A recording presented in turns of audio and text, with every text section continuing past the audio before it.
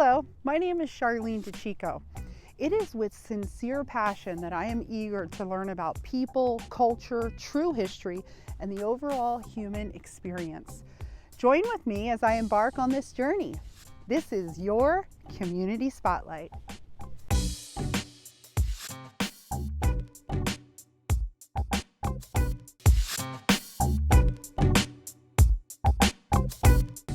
Nation, we're here at the Three Affiliated Tribes Museum, which is the first time that I've been up this close, and I'm here standing with the commander of the Legion. So my name is Preston Danks. I'm the commander of the VFW 9061. So we got the 21 gun salute. The event's going on. It's being held down by the Auxiliary 300. So they're putting on this event. They do it every year for the memorial, remembering veterans that have passed. We definitely like to support, and it's a great event. If you guys are in the area, come on by. I know there's a lot going on. My daughter's graduating Head Start too, so there's a lot. What do you think some of the words that would be spoken today, or what is really important to say at an event like this? I believe it's about honor. I mean, we definitely want to honor the veterans, the great warriors that have passed. So we definitely want to go out and support. And that's one of the reasons I liked to be here. There's so many great people before me. That's who I looked up to. My grandfather was in the military. He was in the Korean War. Glenn Fox. So it's just people that you look up to and you want to come out and support it and be there for the community, and so it's definitely a great event. Sure. And just real quick while we have you, let's talk about haircuts. So how's the haircuts going over there at the Veterans Memorial Building? Yeah, really I can be there anytime. Just set up an appointment, or just come on by. Tuesdays and Thursdays we do have lunch, so it's a little easier to get people over and get a haircut. But really, I try to be there because I know we all got busy schedules, and that's kind of one of the great things. I try to like to work around our people and be there when I can. So if you want to come over and just set up a time, or just come over, get a haircut, But Tuesdays and Thursdays are usually the time that I try to be there consistently for anyone that wants a haircut. Great. Well, this is my brother here, Shiloh Baker. This is his drum here, Clark's Creek, and they'll be the ones singing the songs today. Depending on what songs they got. Do you know what songs there? Can we say hi? Yeah. With today's doings, Memorial Day. Hi, my name is Shiloh Baker, Clark's Creek Singers. We're just here to help support the auxiliaries and their doings. So. Amazing, great. Well, thank you. And so, you're definitely dressed in memorial of and here to represent. So do you want to talk a little bit about why a day like today is so important, and what brings you out here today? Bring us out here today is the Ladies Auxiliary. They always put these events on and do an extraordinary thing for our community, and it's something that when they put them on, you do your best to come out and show out, because they take care of us when we're on active duty. Shiloh can attest to that too. They come back and they bring us in, they feed our families, and they take care of us. But also too, they know the sacrifice, and during those times we understand that, and we're always appreciative of that. So as a community member from any part of the reservation here, we do our best to participate.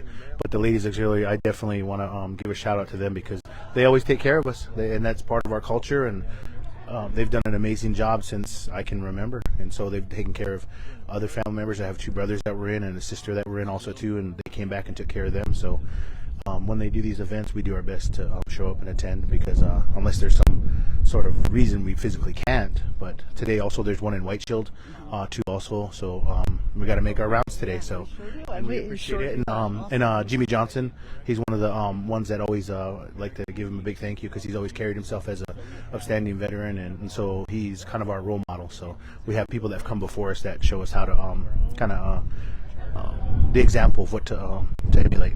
And there's Miss Gloria. She's coming through, setting up. Haven't been able to talk to her. If I can say hi, we might be able to catch her. Oh, she has her hands free for a minute. Good morning. Good morning. Yes, so you're so busy here today doing so much. And as always, why don't you tell us a little bit about what's today?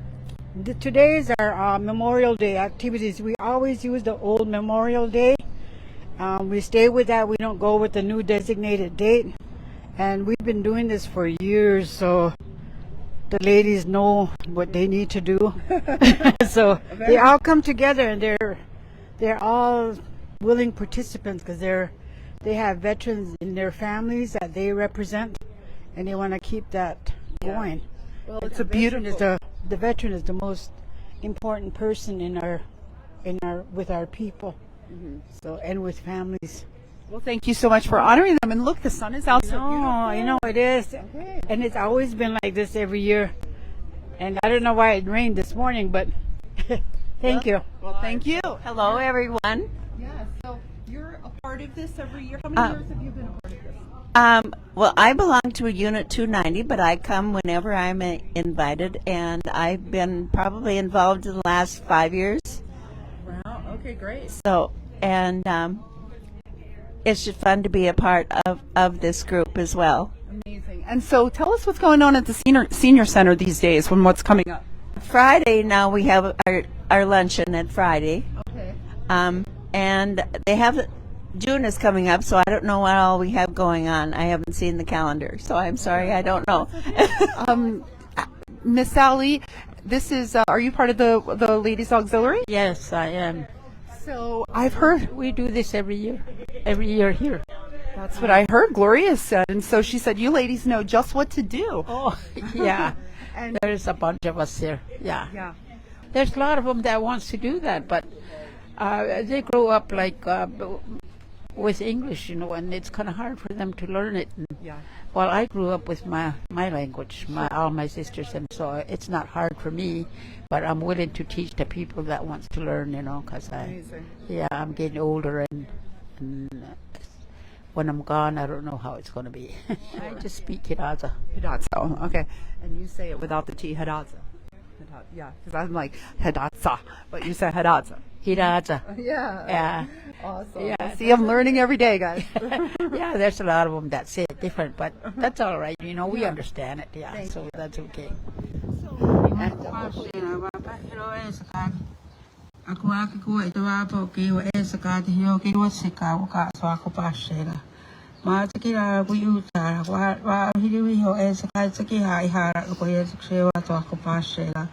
Akawaki ko ta veru ke ska tu wa ke wa heso apa wa ko pasela hiro pa ka ta ve usia ka vukta per ko hiriwi ho tsaki ha ko tsakshewa a ko pasela hiriwa kshewa hiri se sa shita iwa ka ha ho.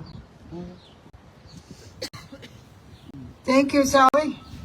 And we're going to go ahead with the veterans with the grand entry. We'll have the flag song and the victory song, and then we'll go into the other program. So.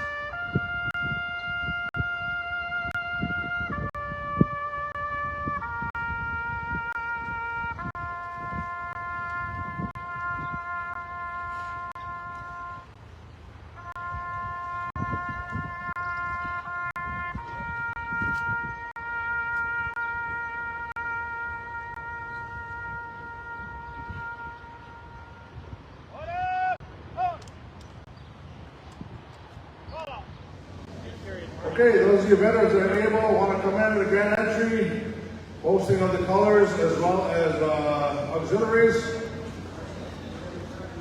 Make your way on over to the door over there. We're going to start. Now, those of you that can stand, if you're able to.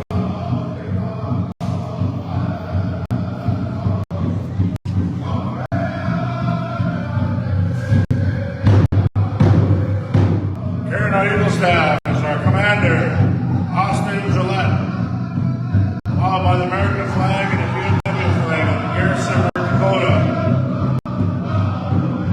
Behind them, we have American Legion colors as well as the other service flags carried by the Young Hawk Bear Post 253 and the guidon of the Fox Company 5.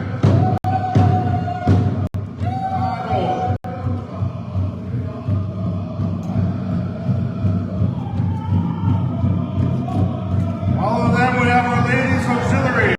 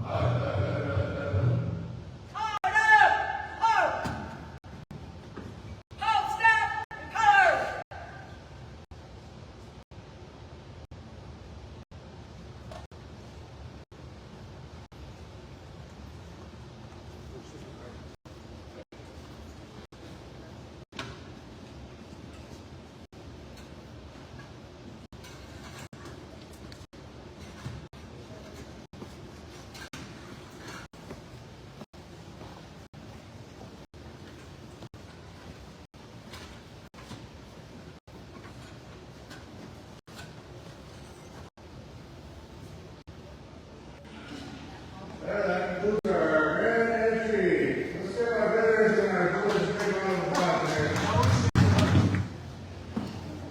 So good afternoon, everybody. I want to welcome you guys to the White Shirt community as well as the Memorial Day, May 30th, 2024.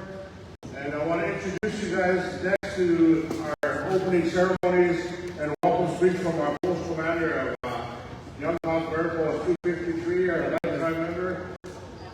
Also, one of our respected elders and veterans within the community, Mr. Austin Gillette. Let's hear for us for Marine here.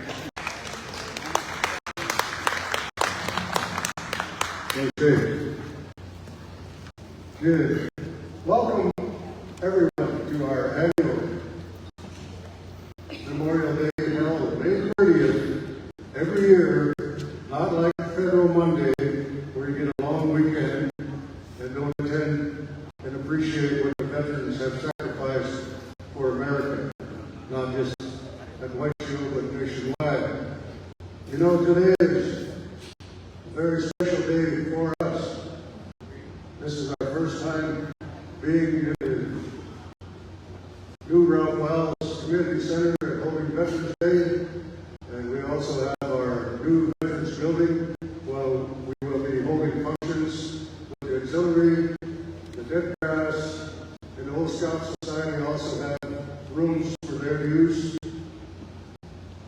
You know, when we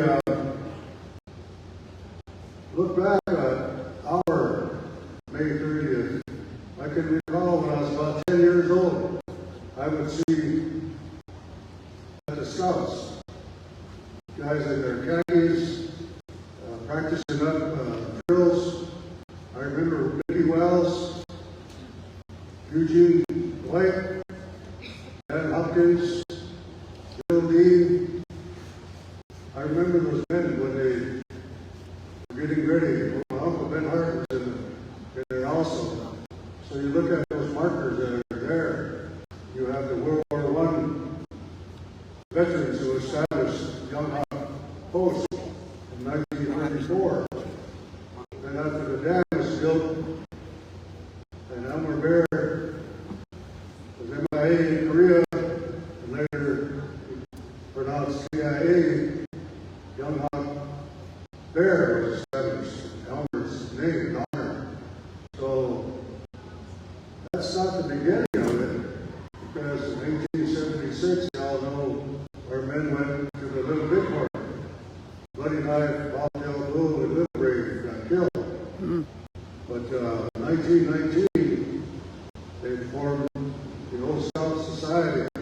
But even before that, they had the Men's Society, and Black Mount, they had Young Dog. Of course, they had the Huntsville, the Dead Grass.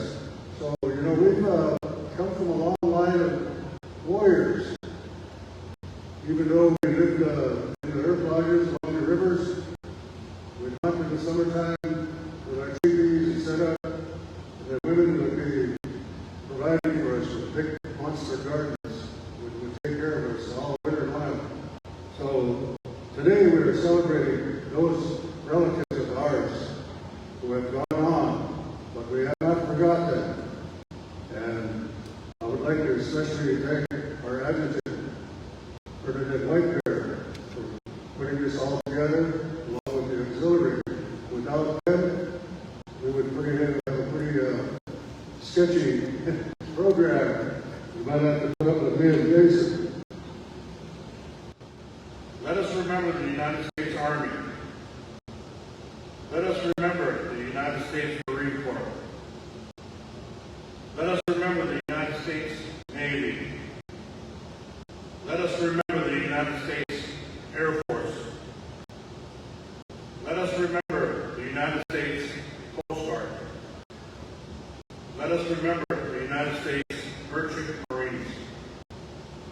The single red rose displayed in the base reminds us of the families and loved ones of our comrades in arms who keep the faith awaiting their return. Remember,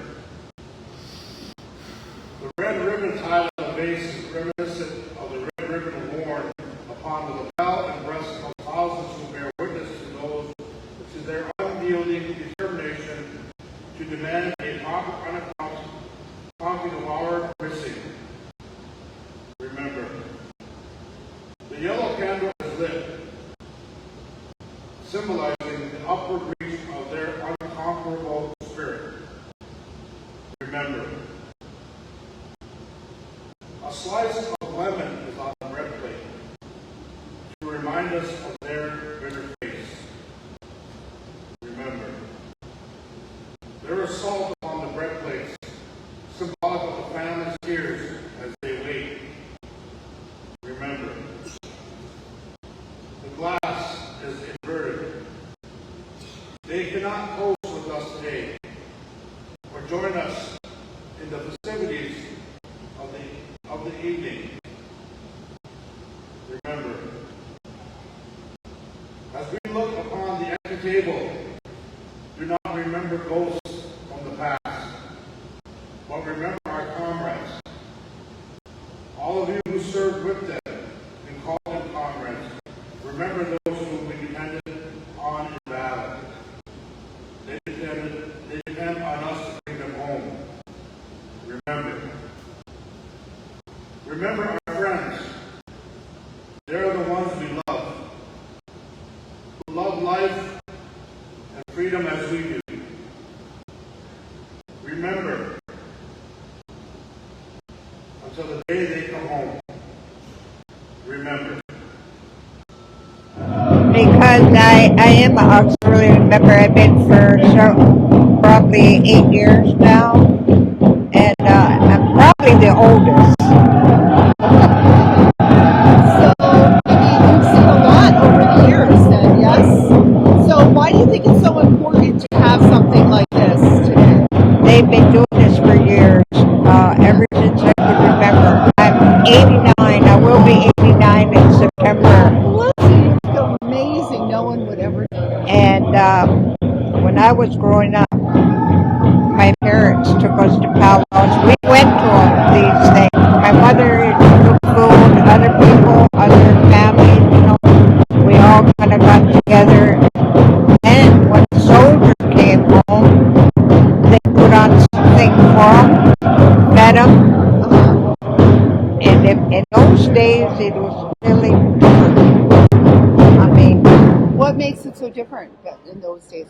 in those days when the guy came home, the families, and well, now, you know, they have big celebrations, and when they have a powwow, they usually servicemen might come home at the time, so they bring him in, and the parents donate, they save during the time before he gets his leave, and then they honor him. They honor him in that way. And then, of course, you know, they're so proud of that he gets invited on different districts on the reservation because we're so divided. We're really divided here. And then it kind of gets families together. So we get to see one another, you know. Some live across the river, and we don't get over there. They're not like next door neighbors anymore. You have to travel to go see them, you know. Before it wasn't like that. No. I lived in Ishu long time ago. I was born down there. My parents lived down there. My dad was a rancher, and then he became a councilman down there.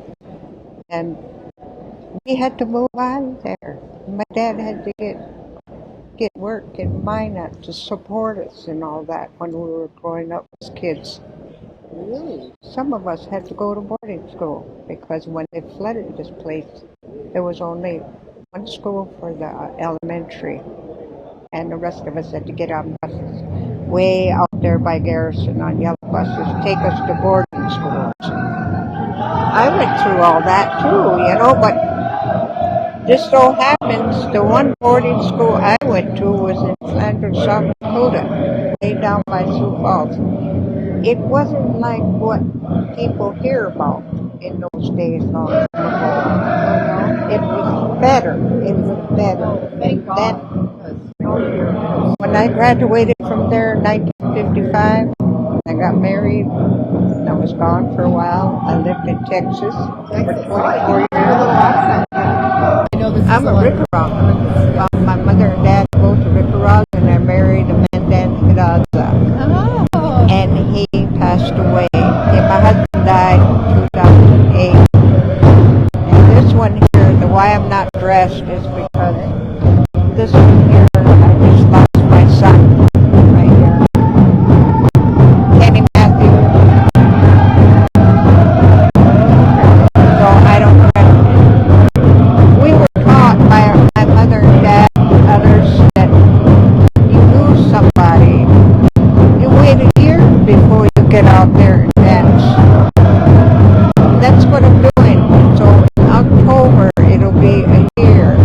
But I have a daughter here. She joined the auxiliary, and they're gonna do something for those girls. But I can't do these things, but I can help in other ways. And they like to ask you, what did you do in those days? You know, well, I told them we did the best we could, but we always honored our parents. So that's what it's all about, and we look forward to it too sometimes, you know, because it gets everybody together. Yeah. and it's always done on the 30th. We don't change it like the government changed it. Right.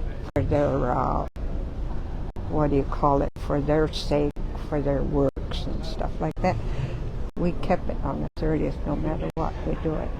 That's beautiful. What Yeah. an amazing story. I am just so honored to be sitting here with you. And Joanne Ross, my maiden name is Ross, R-O-S-S. I've got a brother that's way down there.